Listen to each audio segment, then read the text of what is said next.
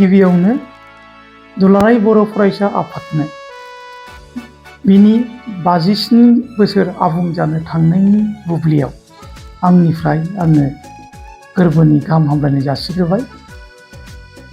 गोलाव बोसोर 57 बोसोर आबुं खालामनाय बुब्लियाव जों दिनै दुलाराय बर' फरायसा आफादा जोंनि हारिखौ दैदेनलांनायनि बेलायाव, हारिखौ गायसननायनि बेलायाव जेरैबायदि बिहोमा होबोदों, बे बिहोमाफोरखौ एसेब्लाबो रायखांनो लुबैदों। जों मिथिगौ 1967 मायथाइयावनो दुलाराय बर' फरायसा आफादा 15 फेब्रुवारि गायसनजादोंमोन आरो बिनिफ्रायनो हान्थियै गोलाव लामा हान्थिनानै दिनै 57 बोसोरखौ मोजाङै मोजां आबुं खालामफैबाय।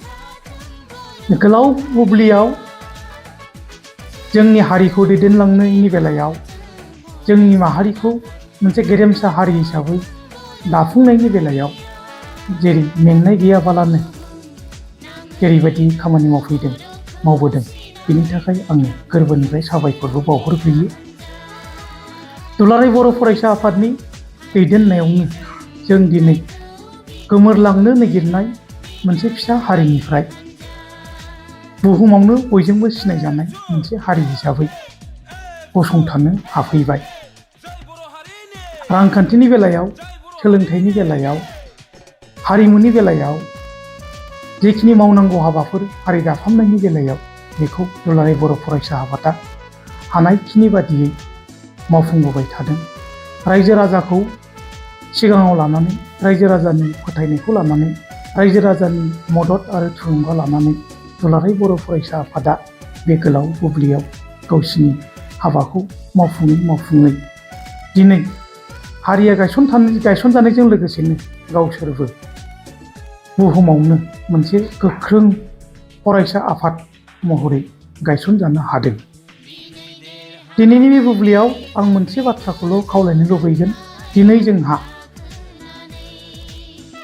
हारिखौ गेरेमसा हारि हिसाबै गायसननो थाखाय जोंनि जायनोखि हाबाफारि, थामहिनबा एजेन्डा, बे नांगौ एजेन्डाखौ गोदानै सानफिननानै, गोदानै दाफामफिननायनि थार बुब्लि सोलायनायजों लोगोसे दिनै जोङो गोदान मोनसे बुब्लियाव आगान सुरदों, जायखौ जों आर्टिफिसियेल इन्टेलिजेन्सनि जुग होननानैबो मिथिजानो बा मुंख'जानो हमदों।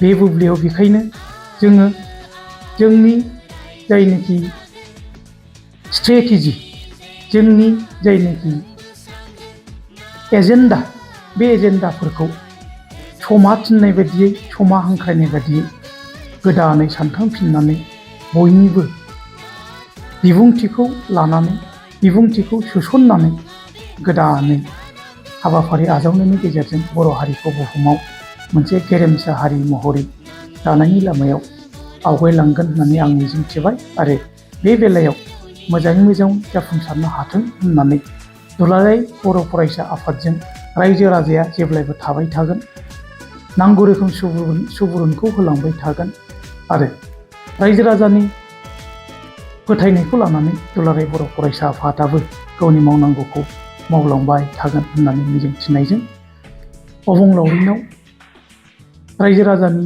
बर' हारिनि जायनोखि हास्थायनाय बेखौ सुफुंनो हाथों दुलाराय बर' फरायसा आफादा, बेखौ अबंलावरिनाव आर'ज गाबनानै आं जोबनायाव बिथांमोननो गायसननाय साननि थामहिनबा जोनोम साननि आरोबाव आंनिफ्राय बिथांमोननो गाहाम हामलायनाय बावहरबावनाय जाबाय।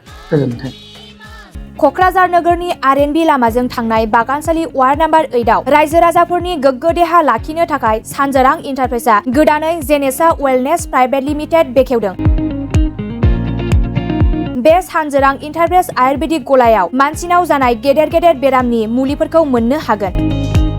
किडनिकआव अन्थाइ जानाय, आथिं आखाइ जरा सानाय, लिभार गाज्रि जालांनाय, मोदोमनि माननाय आरो बेनि अनगायैबो बायदि गेदेर बेरामफोरनि मुलिफोरखौ बे सानजोरां इन्टारप्राइजआव लांफैनो हागोन। सानजोरां इन्टारप्राइजआव गासै बेरामनि मुलिफोरखौ हलसेल राङावनो लांनो हागोन। सानजोरां इन्टारप्राइज बिगोमाया फोरमायबावनाय बायदिब्ला नैबे 9954157149 जानबुं नाम्बारनि गेजेरजों नोंथांनि गोनांथि जानाय मुलिफोरखौ सुलाद लानो हागोन।